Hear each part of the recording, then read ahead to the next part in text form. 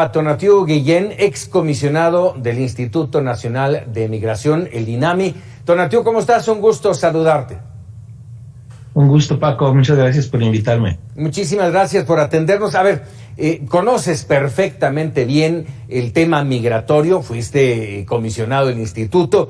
¿Cómo ver lo que está pasando en la frontera sur-sureste del país? Mira, Paco, hay dos partes que hay que entender de manera general. La primera es que las crisis en los países de origen pues siguen muy intensas. Hay situaciones que fuerzan a la migración.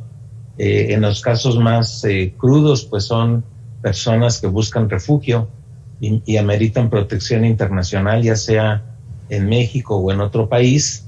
Entonces, esos factores de expulsión son los que han persistido y posiblemente sean más graves que en mucho tiempo, Paco. Entonces, eso nos explica en el origen el tema. Del otro lado, pues el enfrentamiento con la política migratoria mexicana, que pues se alineó a la disposición y a las presiones primero del gobierno de Trump y últimamente al de Biden, en donde el mensaje y el objetivo pues es la contención de las personas. Lamentablemente esto se ha hecho con mucha agresividad, especialmente en estas caravanas que hemos visto, o estos intentos de caravana que vimos en Chiapas. Esa agresividad pues retrata la crudeza de cómo se ha asumido pues un objetivo de contención y que al final no está resolviendo el problema y sí está generando pues una tensión humanitaria pues que requiere revisarse y buscarle salidas, Paco. A ver, yo entiendo, y esta parte tal vez es el detonante de lo que ha pasado en los últimos días allá en Chiapas, concretamente en el camino de Tapachula a Tuxtla Gutiérrez. Se ha abierto la puerta desde hace ya varios años, se ha abierto la puerta del sur-sureste mexicano para que ingresen. Hubo algunos momentos de gran tensión, evitando el paso, pero finalmente los migrantes centroamericanos principalmente pudieron pasar. Pero ya de Tapachula ha habido esta contención. Entonces aquello es un caldo de cultivo, un enorme y creciente porcentaje de migrantes esperando, ¿sí?, a que su situación legal se solucione. Esto evidentemente genera desesperación como la que hemos visto estos últimos días y que la gente quiera empezar a caminar hacia su sueño americano. Así es, Paco, no hemos dado una respuesta apropiada, solo las medidas estas de contención, pero debemos agregar otra parte que no vemos o que vemos muy poco, y es la siguiente, que cada día desde el sur de México hasta la frontera norte y pues el acercamiento con Estados Unidos y su intento de cruce, cada día aproximadamente 3,000 o 4,000 personas cruzan a través del territorio mexicano. Cada día. Estamos cada día en estos últimos 2-3 meses. Entonces el mes de julio cerró con 212,000 personas que arribaron a la frontera de Estados Unidos, de las cuales un 30%, por cierto, somos mexicanos, que también ya estamos otra vez volviendo por razones económicas y también por la búsqueda de refugio, el cruce hacia los Estados Unidos. Entonces no somos un país que no tenga la misma problemática. Paco, tenemos también nuestra cuota importante y lo que quiero subrayarte es que al final lo que llamamos una política de contención y lo que estamos viendo pues es solamente contra un fragmento de todo lo que se mueve de personas, lamentablemente en su gran mayoría utilizando traficantes de personas. Debes saber, Paco, que el costo que paga en promedio una persona que viene de Guatemala y que cruza la frontera y que llega hasta el norte de México, son alrededor de $10,000. multiplica $10,000 por 100,000 personas y te da el tamaño del mercado oscuro de explotación que está detrás, y que son más o menos $1,000 millones por mes los que están en juego en ese horrendo escenario de tráfico de personas.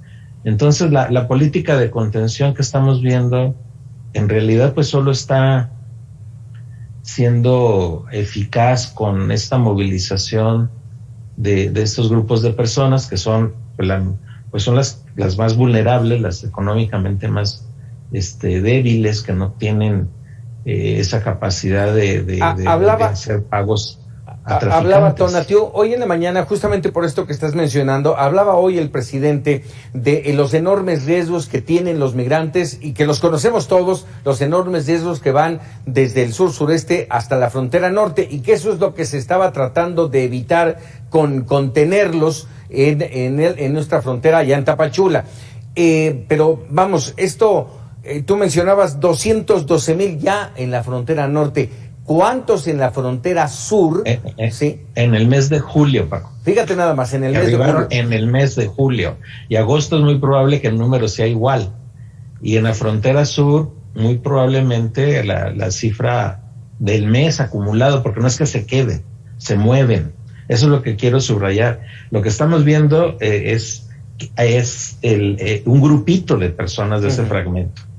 500 personas, 600 personas, las que se movieron. Pero ponlas al lado de los 3,000 o 4,000 que todos los días pasan. Pero el otro carril se llama tráfico de personas.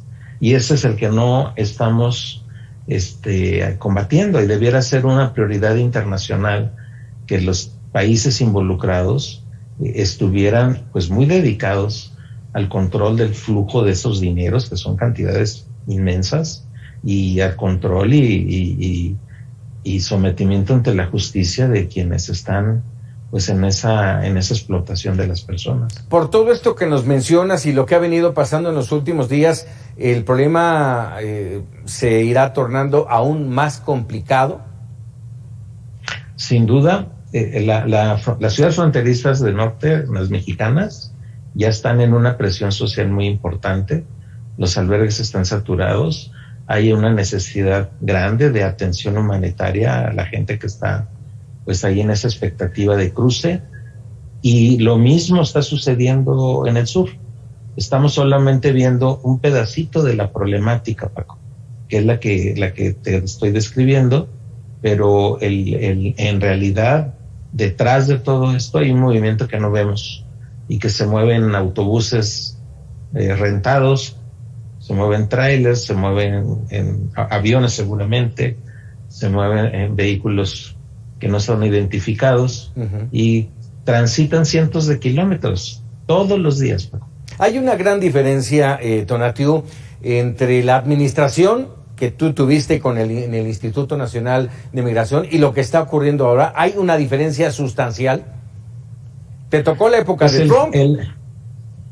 Me tocó la época de Trump, y me tocó también la época en donde pues hubo un gran esfuerzo por cambiar esta política migratoria. Hubo un gran esfuerzo por hacer un énfasis en derechos humanos, en la promoción del desarrollo, y lamentablemente fue justo ese tipo de iniciativas y de ruta que se planteó el gobierno, y en particular instrumentado a través del INAMI, que fue el objetivo de presiones muy fuertes por parte de Trump. Y como recordarás tú, la última presión fue la amenaza de aranceles, de imponernos aranceles. Entonces eso pues finalmente transformó el proyecto, y ante esa amenaza pues hubo pues la disposición para montarse en un proyecto de contención muy fuerte, al grado de que nuestra Guardia Nacional se le dieron atribuciones de control migratorio, lo que nunca había pasado antes, y ahora pues la tenemos en funciones, como describes en lo que pasa en Tapachula. Perfecto. Déjame comentarte algo. Nosotros vemos la frontera sur de los Estados Unidos, que es la frontera hacia México, con un enorme resguardo policíaco, militar, las aduanas, en fin, todo un aparato. ¿Cómo está la frontera sur de México? La frontera sur de México requiere no que hagamos lo mismo, Paco.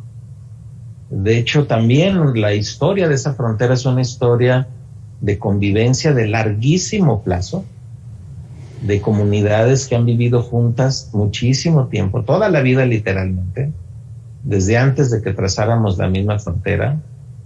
Y a lo largo de los años construimos una interacción social, familiar, económica, de mercado laboral que es muy importante, que es muy poco conocido, de guatemaltecos en el sur de México, y que mal que bien había estado funcionando. Entonces el tema no es poner más barreras, sino avanzar en la formalidad de estos procesos, pero en el sentido no de ponerles frenos, sino de construirlos en condiciones mucho más civilizadas. El tema no es la frontera en sí misma, ni ponerles más barreras, ni ponerle más infraestructura, ni bardas, Paco, para ponerlo claro. El asunto es cómo construyes una frontera de que nos dignifique como países que queremos desarrollo, y que ahí igual va a ocurrir, porque esa es parte de la problemática que tenemos estructural, igual va a ocurrir que tengamos movilidad de tránsito, incluso de regiones muy lejanas de esta. Tenemos flujos que llegan a Tapachula desde Asia, desde África, obviamente de Caribe, como Cuba y Haití, de Sudamérica. Entonces hay que separar entre la dinámica de la frontera México-Guatemala, que es la histórica, la que ha sido relativamente exitosa y en muchos sentidos muy exitosa, y del otro lado el flujo irregular. Ese va a pasar todavía, porque tenemos ahí un desafío mayor, pero no lo vamos a resolver con infraestructura de bloqueo, sino con infraestructura de desarrollo, que es realmente lo que nos hace falta en esa región. Tonatiuh Guillén, te agradezco como siempre estos minutos para Mega Noticias. Un gusto saludarte, Paco. Hasta luego. Hasta luego. Ahí está, el tema migrante.